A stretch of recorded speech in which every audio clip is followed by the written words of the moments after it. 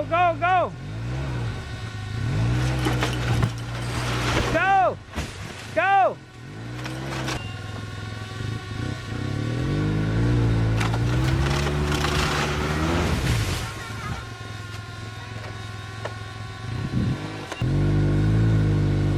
Hit it! Oh!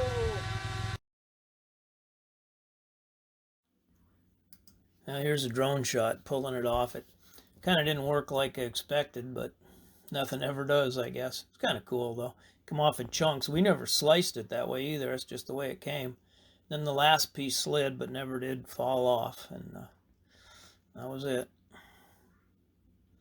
These other shots of the skiing here coming up, that's from, we had a family trip up there and had a bunch of family up there, and they were just doing a little skiing, and I'm flying the drone around. Worked out pretty good for us. I didn't have any sound on here, so I thought I'd add some. Now I'm grooming the main trail, and my grandson's driving, and I'm sitting on the back seat flying the drone, so it's kind of cool. I mean, it's a boring job or something to look at, but it's neat with the way the trees are, I thought. So check it out. I'll show you a little bit of this. All right, I'm shutting up. Thanks.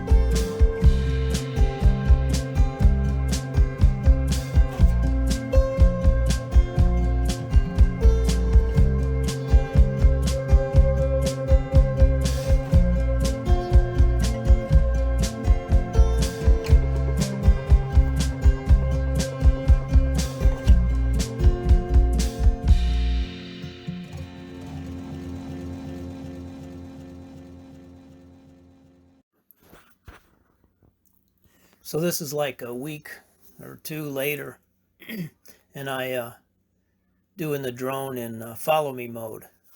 Thing doesn't really like trees, though. When you go by a tree, a lot of times it locks on a tree. Works pretty good in open country.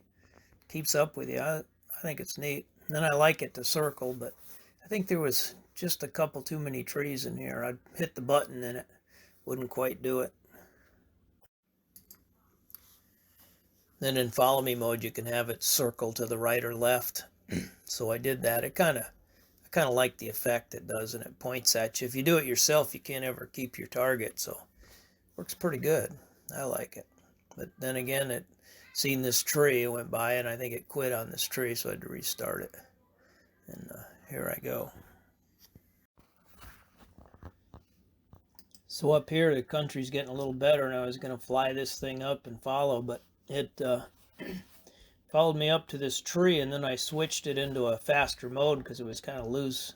It lost me here. It wasn't keeping up, and the drone just quit right there. Bam. The battery fell out, and I ended up managing to find that sucker. Couldn't believe it. I went and searched for probably an hour, and or came back after an hour and I found a little hole in the snow, and I looked, reached down, and there it was. Lost the battery, but I got the drone back. Cut these black spruce down and burn them up. White spruce, whatever they are. The flames are as high as a tree.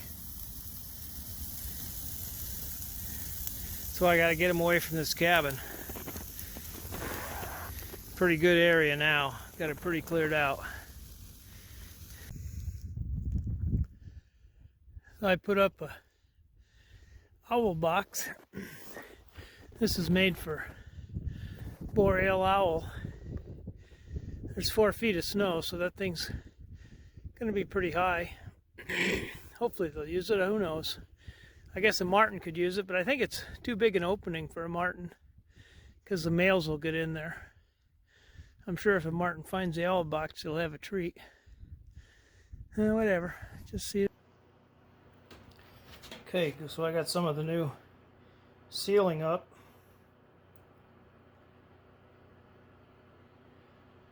It's supposed to look like that tin from the old time places that had tin ceilings. It's kind of a plastic. Well, I guess it is plastic. It's supposed to go on sheetrock or something. Of course, cabin, I'm just screwing it up there. It'd be nice if it was a little thicker, but it works. I'm blocking the ends. These ends I haven't blocked yet. That's why they're sagging. But it's kind of what we're doing. Getting snowed on again.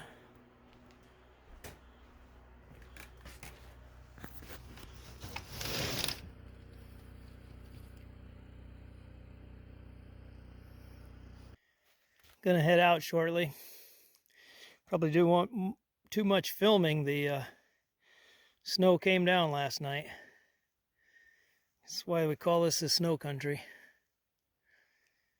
We'll be fine. Everything's shoveled. The roof's calving by itself. The shed and the outhouse I gotta help it, but I think probably not enough time for it to build up before the melt starts. Just show you what it's like heading out in the snow. Not too much, probably 6-8 inches or something, and coming down, can't see anything. I read in a book once, trying to follow the invisible line. That's what I'm trying to do here. Is if you stay on the trail, things go a lot smoother. In the trees, you can kind of see it, but out on the swamps here, you can't. And a lot of times, this big sled is in. If I'm in a track, it'll just kind of follow it. It's so front heavy, but it's kind of cool. Not much for the selfies, but I made it. A little frosty, and it's warm enough I didn't even have to wear a head sock.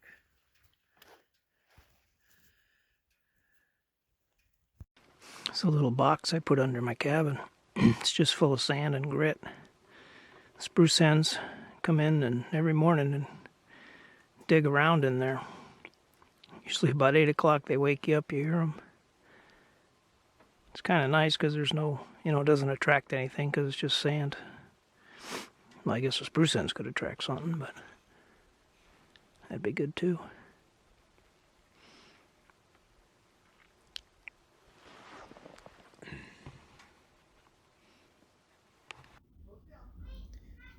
This moose is actually behind my house. I thought I'd throw it in this video just to show you. It's kind of cool with the trees walking. I don't know. The drone makes everything epic. It's just an old cow moose or young cow. I don't know what it is. Kind of cool.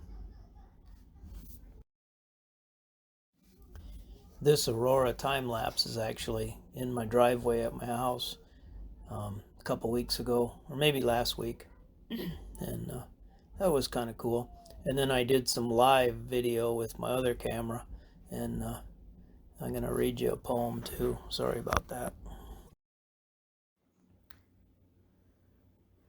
Well, I could play some royalty-free music, but I made up a poem, so I'm gonna read it.